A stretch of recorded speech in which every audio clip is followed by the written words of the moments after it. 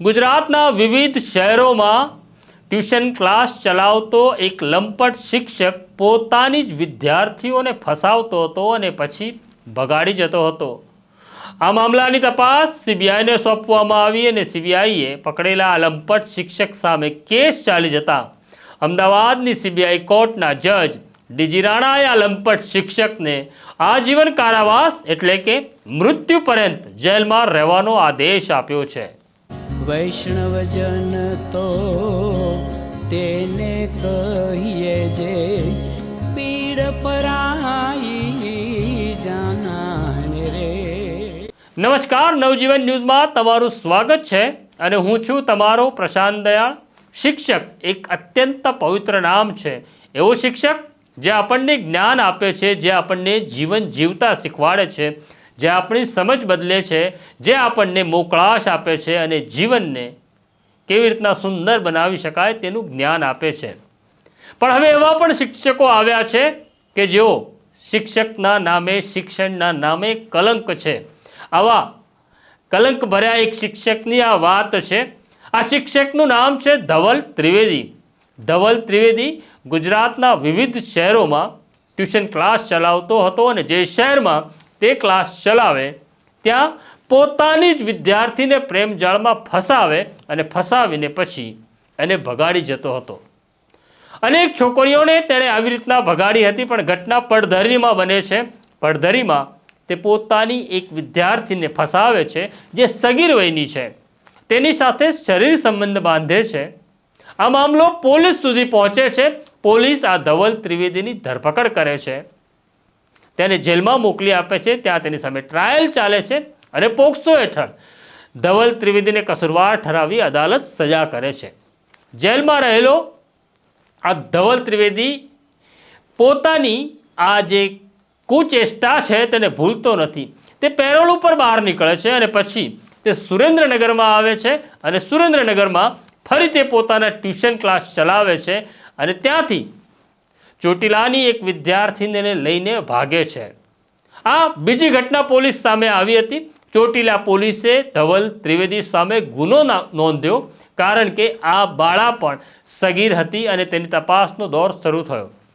ચોટીલા પોલીસે ખૂબ મહેનત કરી, પણ આ ધવલ ત્રિવેદીની ભાળ મળી નહીં। આખરે આ વિદ્યાર્થીના માતા પિતા પહોંચે છે ગુજરાત હાઈકોર્ટ અને ગુજરાત હાઈકોર્ટ પાસે દાદ માગે છે કે અમારી દીકરી અમને પાછી આપો। એટલે ગુજરાત હાઈકોર્ટ આ મામલાની તપાસ સીબીઆઈને સોંપે છે। સીબીઆઈ તપાસનો દોર શરૂ કરે છે, પણ સીબીઆઈને અંદાજ આવી જાય છે કે આ ખેપાની, આ ચાલાક ધવલ ત્રિવેદી હવે ગુજરાતમાં રહ્યો નથી। એટલે સીબીઆઈ ગુજરાત એટીએસની મદદ માગે છે અને એટીએસ સાથે તપાસનો દોર શરૂ થાય છે, પણ કોઈ માહિતી ધવલ ત્રિવેદી વિશે મળી રહી નહોતી। મહિનાઓ પસાર થાય છે।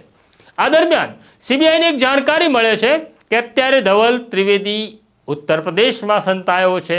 એટલે તાત્કાલિક અમદાવાદથી સીબીઆઈના અધિકારીઓ ઉત્તર પ્રદેશ પહોંચે તે પહેલાં દિલ્હીના સ્પેશિયલ સેલની મદદ લેવામાં આવે છે અને સ્પેશિયલ સેલના અધિકારી ઉત્તર પ્રદેશ પહોંચે છે, પણ આ ચાલાક, શિયાળ જેવો ચાલાક ધવલ ત્રિવેદી ત્યાંથી નીકળી જાય છે।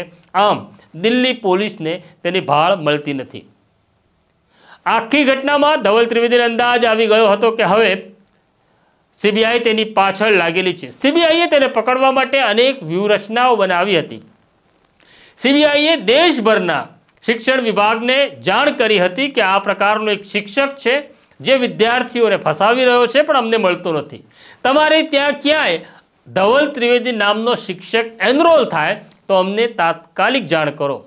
ધવલ સમજી ગયો હતો કે હવે કામ મુશ્કેલ થતું જાય છે, એટલે તે દર 15 દિવસે જગ્યા બદલી રહ્યો હતો, એટલે પોલીસની પકડમાં આવી રહ્યો નહોતો।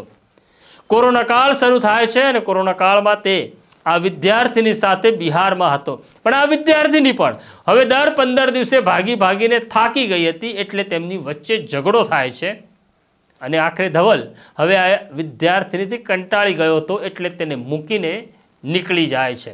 કોરોના પૂરો થતાં આ વિદ્યાર્થીની બિહારના એક યુવકને પોતાની આપવીતી કહે છે। આ યુવકને દયા આવે છે અને આ યુવક આ વિદ્યાર્થીને લઈને ચોટીલા આવે છે અને તેના માતા પિતાને આ યુવતી, આ વિદ્યાર્થીની સોંપે છે.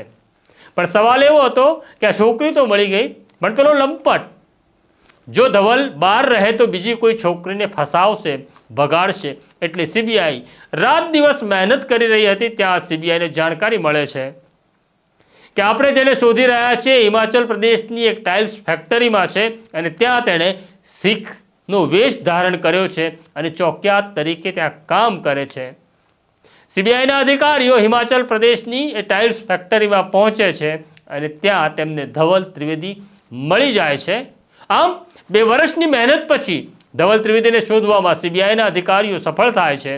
અમદાવાદ લાવવામાં આવે છે, સાબરમતી જેલમાં મોકલી આપવામાં આવે છે. અમદાવાદની ખાસ સીબીઆઈ કોર્ટમાં તેની સામે ટ્રાયલ ચાલે છે. સીબીઆઈના અધિકારીની દલીલ એવી હતી કે એક કેસમાં અને પડધરીના કેસમાં સજા થઈ ચૂકી છે. આ ગુનો કરવાની ટેવવાળો આરોપી છે. એટલા માટે આઈપીસી 376E પ્રમાણે આની સામે કાર્યવાહી કરવામાં આવે તો આને આકરી સજા થાય. બધા જ પક્ષકારોને સાંભળ્યા પછી સીબીઆઈ જજ ડીજી રાણાએ આરોપીને 376E હેઠળ આજીવન કારાવાસ એટલે કે મૃત્યુ સુધી હવે જેલમાં રહેવાનો આદેશ આપ્યો છે. આ લંપટ હવે જેલમાં છે, આજીવન મૃત્યુ પર્યંત જેલમાં રહેશે. જોઈએ હવે તેની લંપટ લીલાનું જેલમાં શું થાય છે. તો આ છે એક લંપટ શિક્ષકની કહાની. પરંતુ ચેતવણી આપવી છે દરેક મા બાપને કે તમારા બાળકને એટલું તૈયાર કરો, તમારી દીકરીઓને એટલી સમજ આપો કે તે આ પ્રકારના કોઈ લંપટ શિક્ષક સાથે ફસાય નહીં.